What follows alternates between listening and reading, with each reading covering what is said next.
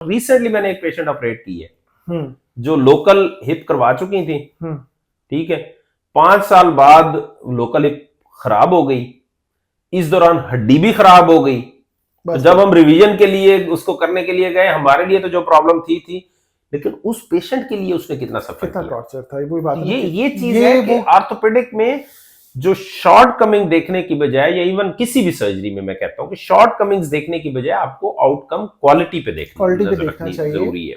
क्योंकि जो अब मतलब आप भी, मैं भी, लाइक आई थिंक 2008-9 से प्रैक्टिस में हूँ, आप जी, भी माशाल्लाह। मैं 2007 से हाँ, प्रॉपर प्रैक्टिस में हूँ proper as practice. Consultant orthopaedic. हाँ, आप कह रहे नहीं, मैं तो मेडिकल फील्ड में एंट्री उस टाइम पे हुई थी ना, कोई एमबीबीएस मेरे करके आए। 2007 में मैंने आप माशाल्लाह वो किया। बहुत सीनियर है।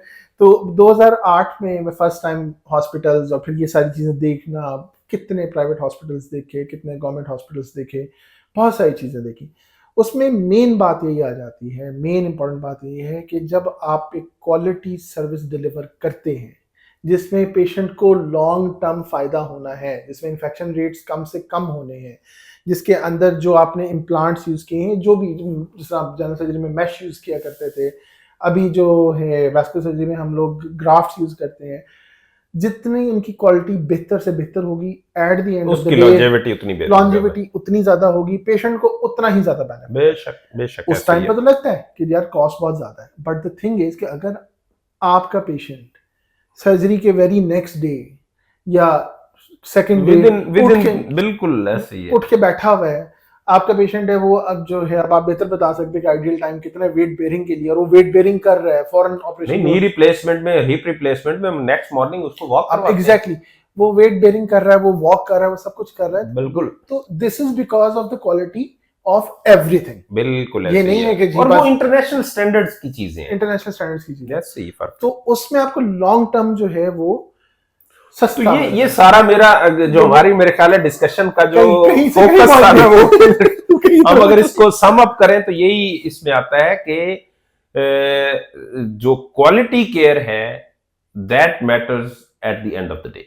क्वालिटी ऑफ केयर, बस quality quality of of care care जो है ना वो सबसे दैट मैटर्स इंपॉर्टेंट है। Definitely definitely. बाकी चीजें, और वो आपको कहीं भी मिल रही हो, चले गवर्नमेंट सेक्टर में भी अगर आपको वो क्वालिटी ऑफ केयर मिलती है and you feel comfortable, then it's okay. Sir मैं आपको एक एग्जांपल देता हूँ, किसी और की नहीं, अपनी एग्जांपल दूंगा।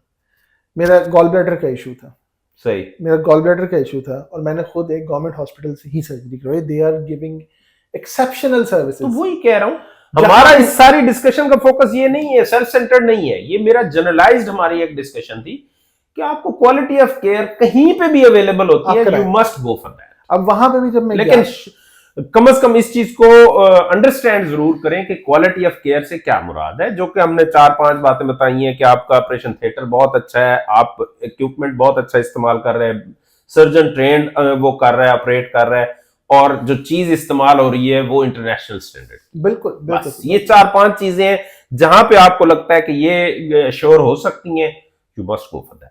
डेफिनेटली सर, बिल्कुल यही मेन चीज होती है। क्योंकि जो बात अंडरस्टैंड करने वाली है वो ये है कि भाई अगर आपको क्वालिटी केयर मिल रही है, आपके रिकवरी टाइम बहुत बेहतर होगा, बहुत फर्क पड़ जाता है, आप अपनी नॉर्मल लाइफ की तरफ बहुत जल्दी वापस आ जाएंगे, और आपके फ्यूचर में प्रॉब्लम्स भी कम से कम होंगी। ये वो हिडन कॉस्ट बिल्कुल ऐसे ही है जो लोगों को नहीं समझ आती, कि आप जहां पे भी इसमें हमारे हेल्थ में, अपनी हेल्थ में जहां पे भी कॉर्नर्स कट करेंगे, it will come to bite you back. इसने वापस आना ही आना है। इसने आना ही आना है, इसने आपको बाद में तंग करना ही करना है। और फिर वही जिस तरह आप ऑर्थोपेडिक्स में भी, पहली जॉइंट रिप्लेसमेंट इज पहली जॉइंट रिप्लेसमेंट। बस बिल्कुल पहला ऐसे ही है। आपका implant is the first implant. अगर कुछ हो गया तो फिर आप लाइफ लॉन्ग फंसे कह रहा हूं कि अभी रिसेंटली मैंने एक बायलेटरल नी रिप्लेस किया, अभी 4 वीक्स पे वो मुझे फॉलो अप के लिए आए हैं, and he was walking with 1 stick. और आते ही उसने मुझे कहा, डॉक्टर साहब मैंने पहचाने, मैं वही मरीज हूं। जी ठीक है। अभी वही बात है, अभी थोड़ी देर पहले आए हुए थे मेरे पास पेशेंट, 8 साल से, सही 8 साल से क्रोनिक अल्सर लेके फिर रहे हैं, 8 साल से। और बात क्या थी, चल भी नहीं सकते थे, 8 साल से कोई जॉब नहीं कर रहे, नथिंग। फैमिली पाल रही है उस बेचारे बंदे के, 45-50 साल का बंदा, उसकी वाइफ क्या सोचें, क्या हालात होंगे, क्या होगा क्या नहीं होगा, कभी इस डॉक्टर के पास, कभी उस डॉक्टर के पास, उस डॉक्टर के पास। वो एंड पे आया था मेरे पास, मेरी टांग काटते हैं। मैं मसनूई टांग लगवा लूं, मैं किसी काम जोगा हूं, मैं कुछ करूं। हमने उसको मैनेज किया, ट्रीटमेंट हो गया। आज वो मेरे पास आया हुआ है कोई 1.5 महीने बाद, आई गेस, अपने प्रोसीजर के 1.5 से 2 महीने बाद। वो 8 साल वाला जख्म भर चुका है। अल्हम्दुलिल्लाह, खत्म। बिल्कुल और ऐसे ही ये है। अभी वही ये बता रहे अल्लाह थे की ना, तरफ से है, लेकिन बात वही है कि आपने बेस्ट क्वालिटी केयर दी, डायग्नोसिस प्लस आपने क्वालिटी केयर, डायग्नोसिस एक्यूरेट किया, हाँ, क्वालिटी ये केयर इंपॉर्टेंट है। उसको मैंने बता दिया अभी तुम्हें यहाँ पे इधर लेजर्स की जरूरत है, यहाँ पे तुम्हारी हमने स्क्लेरोथेरेपी करनी है, ये तुम्हारी वुंड की हमने ये ड्रेसिंग इस तरह करनी है, एंड और अल्हम्दुलिल्लाह। ये कॉम्प्लिकेशन थी इसकी क्या नाम है, वेरिकोज वेन्स की कॉम्प्लिकेशन थी। अब वो बंदा, अब उसने अपनी जॉब वापस ज्वाइन कर ली, इतना खुश, आज मुझे दावत देके गया कि सर आपकी पूरी टीम ने हमारे पास मेरे घर खाना खाने आना है।